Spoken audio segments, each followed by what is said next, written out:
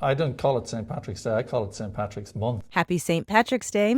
While you may think of trade with Ireland simply in terms of how much whiskey we import from them, there's a lot more going on when it comes to the economic relationship between the U.S. and the Emerald Isle. I spoke with Enterprise Ireland Interim CEO Kevin Sherry to see where he thinks things are headed and how businesses may be affected. Ireland's relationship with the US goes back decades, and I think that very strong business and cultural and familial links between Ireland and the US. In fact, Ireland is the largest investor in the US by head of population, and we're the sixth largest investor here overall. How many U.S. jobs are connected to Irish companies? About 200, little over 200,000 directly. So that's right across a whole range of different sectors.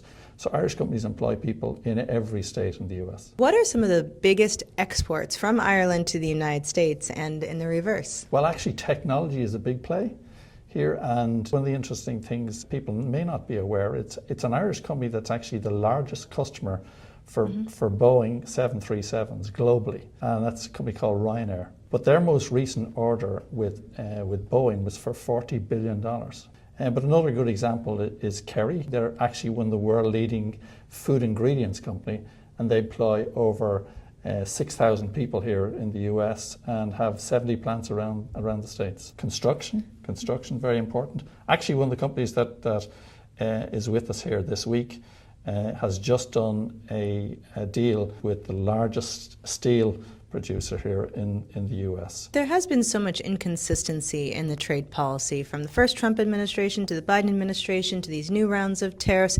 How has it changed the way that Irish companies think about investing in the US? Tariffs are a challenge for any business. Our view on it is that companies will deal with what's presented in front of them. Ultimately, I think in terms of who's going to eat the cost, that'll be a combination of companies and consumers. But I think it's too early to say in terms of how that'll play out. I think what we see is Irish companies totally committed to this market, totally invested in this market, putting down deep roots here and effectively servicing customers here in a way that is good for the US economy and good for US consumers.